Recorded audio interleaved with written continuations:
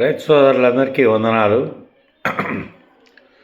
ఇటీవల ఒక 4 నెలల నుంచి ఈ సంవత్సరం వర్షపాతంలో జూలై నుంచినే ఉత్తరాదిన భారీ వర్షాలు రావడంతో ఉత్తర భారతదేశం నుంచి ప్రవహించేటువంటి పడమటి కనుమలలోంచి ప్రవహించేటువంటి అటు గోదావరి ఇటు కృష్ణ రెండు నదుల్లో వరదలు పోటెత్తడంతో ప్రాజెక్టులన్నీ ఆగస్టుకే నిండిపోయినాయి. జూలై ఆఖరు వారానికి నిండిపోయినాయి. అట్లా అరుదుగా జరుగుతుంటుంది ఎప్పుడైనా ఒకసారి.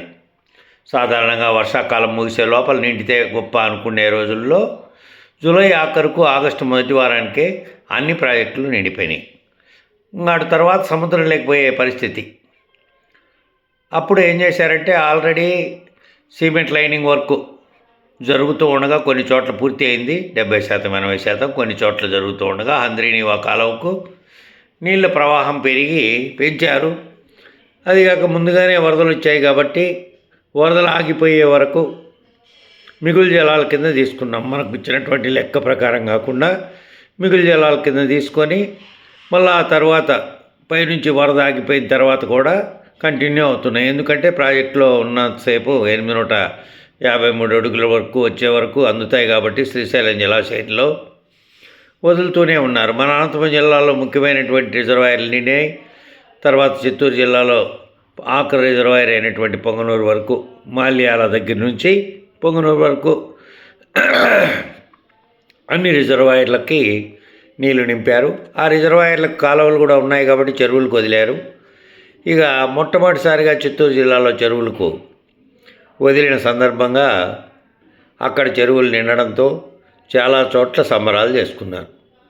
ఆఖరి ప్రాంతంగా ఉన్నటువంటి కుప్పంకు ఎక్స్టెన్షన్, అది మొదటి ప్రణాళికలో లేదు. అది చంద్రబాబు నాయుడు గారు పట్టుకొని ఆయన నియోజకవర్గం కాబట్టి పొంగనూరు పరిసర ప్రాంతాల వరకే ఆఖరికి ఉండే. పొంగనూరు నుంచి మళ్ళీ కొన్ని చోట్ల ఎత్తిపోతల ద్వారా రిజర్వాయర్ ఇదే ఆఖరిది, పొంగనూరుదే. అక్కడేమి రిజర్వాయర్ కుప్పంలో లేదు, కానీ ఈ రిజర్వాయర్ నుంచినే ఇచ్చారు. ఇస్తే అనేకమైనటువంటి చివరి గ్రామాలకు కూడా వెళ్ళి అవన్నీ నిండుతూ ఉండడంతో ప్రతి ఒక్క నాయకుడు, అక్కడ నాయకులు సంబరాలు చేసుకుంటూ రోజు వీడియోలు, ఆ వీడియోలని మళ్ళీ సోషల్ మీడియాలో పెట్టడం, అక్కడ తీసినటువంటి దృశ్యాలని మళ్ళీ సోషల్ మీడియాలో పెట్టడం, అక్కడ బర్రెలు మేపుకునే వాళ్ళు, పాడి పశువులను మేపుకునే వాళ్ళు, వ్యవసాయం చేసుకునే వాళ్ళు అందరూ కూడా ఎక్కడ చూసినా నీళ్ళు వచ్చినాయని సంబరంతో ఆ వీడియోలను పెడుతూ ఉన్నారు. కొందరైతే ఈ వైపు కర్ణాటక బార్డర్లో ఉండే గ్రామాలకు కూడా నీటి సదును పెరిగిందని, అటువైపు తమిళనాడులో ఉండేటువంటి పాలారు నదులకి ఈ నీళ్లు పోయినాయని కొన్ని ఇలాంటివన్నీ వీడియోలు పెడుతూ ఉంటే, మాకు ముఖ్యంగా రాయలసీమలో పుట్టపర్తి నియోజకవర్గంలో ఉన్నటువంటి మా నియోజకవర్గం మీదుగా ప్రధాన కాలువ పోతూ ఉంది అక్కడికి, కుప్పంకు. ఈ ప్రధాన కాలువ ఎప్పుడో నిర్మాణంలో రెండో దశలో మొదలైంది. మొదటి దశ కర్నూలు నుంచి జీడిపల్లి వరకు అయితే, పెనుగొండ దగ్గర ఉన్న గొల్లపల్లి కాటు నుంచి మిగిలిందంతా కూడా రెండో దశ. మరి రెండో దశలో నిర్మించినటువంటి మారాల రిజర్వాయర్ను చంద్రబాబు నాయుడే 2018లో వచ్చి జలహారతి ఇచ్చారు, నీళ్ళు ఇచ్చి. సరే, ఒక్కొక్క డ్యాములు నింపుతారేమో, నింపిన తర్వాత మళ్ళీ ఉపకాలువల సంగతి చూస్తారేమో, దాని పని కూడా చేస్తారేమో అని ప్రజలు సంబరపడ్డారు ఆ టైంలో. కానీ 2018 నవంబర్ 23వ తేదీ జలహారతి ఇచ్చాడు ఆయన. ఇంతవరకు అతీగతి లేదు. కనీసము దాంట్లోకి నీళ్ళే ఇంతవరకు నింపలే. ఈ సంవత్సరం మాత్రమే నింపారు. ఈ సంవత్సరం వరకు, ఇంతకుముందు సంవత్సరాల్లో ఎప్పుడు కూడా అసలు నీళ్ళు నింపలేదు. దాంట్లో నింపినా కేవలం ఊరికే అరకొరగా నింపడమే. ఇప్పుడు 30 దాకా నింపారు. నింపినా ప్రయోజనం లేదు, ఎందుకంటే ఉపకాలువలు అనేటివి లేవు. ప్రతి రిజర్వాయర్ వద్ద ఆ కింద ఉన్నటువంటి రైతులు ఆనందంగా వాళ్ళ పొలాలకు పారకపోయినా నేరుగా చెరువులకు వచ్చినందువల్ల భూగర్భ జలాలు పెరిగి వాళ్ళ వ్యవసాయంలో ఈ లోతు నుంచి నీళ్లు తీయడం అనేటువంటి భూగర్భ జలాలు పడిపోయిన స్థితిలో 600, 700 కృష్ణాపురం పరిసర ప్రాంతాల్లో అన్ని బోర్లు 600, 700. ఆ ఉపకాలువ సంగతి పట్టించుకునే నాతురే లేడు. మరి తెలుగుదేశం నాయకత్వంలో పైన కానీ అక్కడ అధిష్టానంలో కానీ ఏ ఏ చోట్ల జరిగినటువంటి పనులకు సంబంధించి పెండింగ్లో ఉన్నవి ఏవేని జిల్లా అధికారులతో నివేదికలు అడుగుతున్నారా? ఈ జిల్లా నాయకత్వం ఏమవుతుంది? ఆయా జిల్లాల్లో ఉండే నాయకులు ఎక్కడ ఏమిటి అవసరం ఉంది అని గుర్తించే స్థితిలో కూడా లేదా? మరి ఈ సంగతిని పాత్రికేయులు ఎందుకు దీనిపైన విస్తృతంగా రాయట్లేదు? ఒక ఈనాడు పత్రిక మాత్రమే 3 నెలల క్రితం రాసింది. అంతటా పండగ వాతావరణం ఉన్నా ఇక్కడ మాత్రం నీళ్లు చెరువులకు చేరలేదు. ఎందుకంటే ఉపకాలువలు అనేటివి లేకపోవడం వల్ల ఈ దురవస్థ ఉంది అని వాళ్ళు మాత్రం రాశారు మారాల రిజర్వాయర్ గురించి. ఇక మిగిలిన వాళ్ళు ఎత్తడమే లేదు.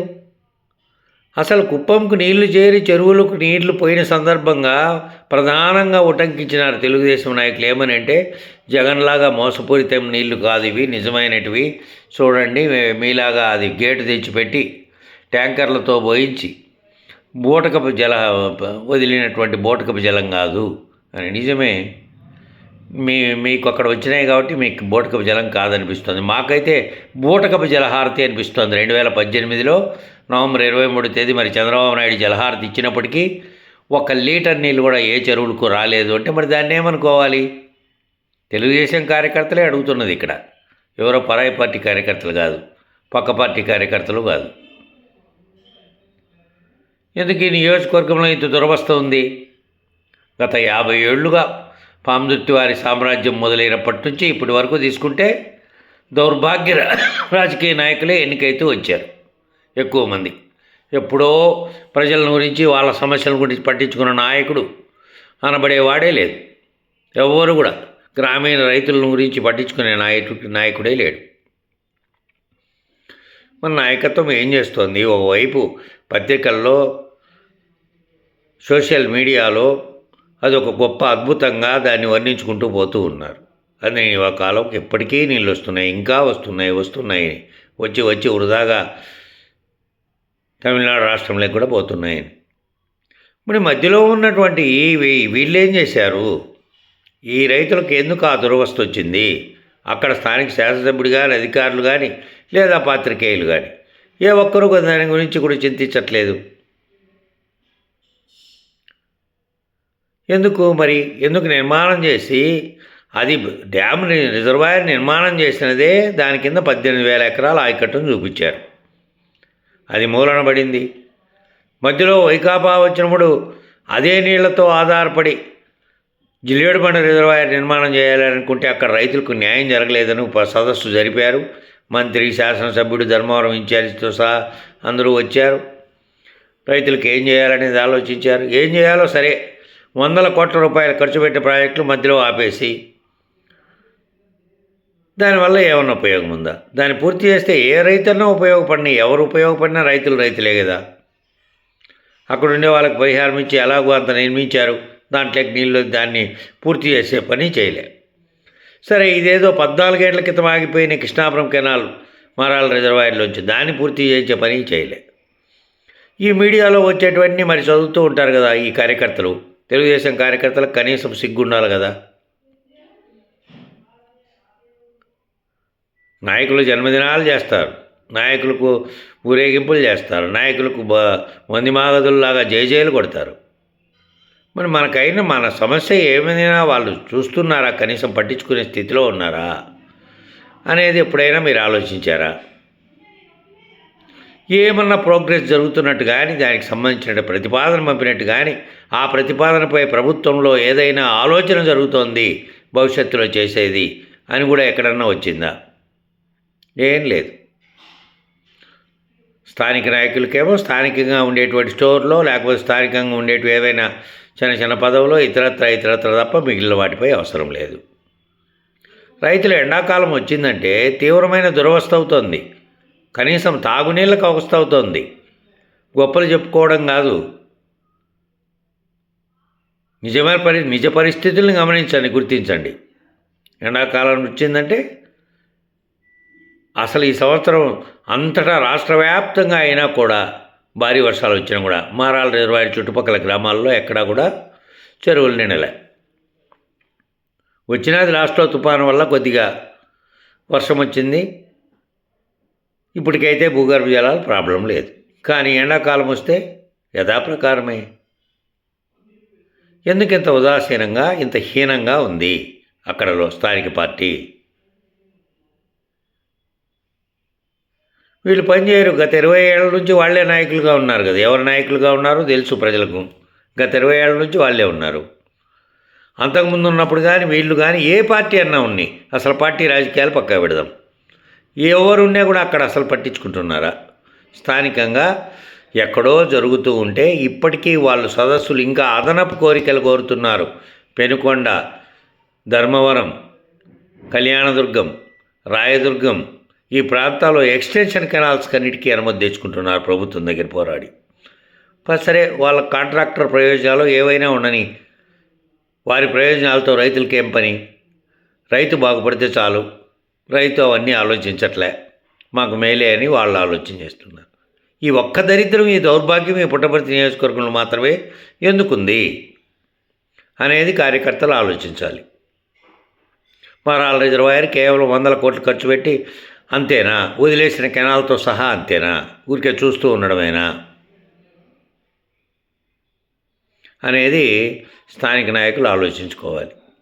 దీనిపైన ఏదైనా తీవ్రమైన కార్యాచరణ చేపడితే తప్ప ఈ మిగిలిన కాలం వేగంగా గడిచిపోతుంది. ఇంకా 3 ఏళ్ళు ఎంతకాలం?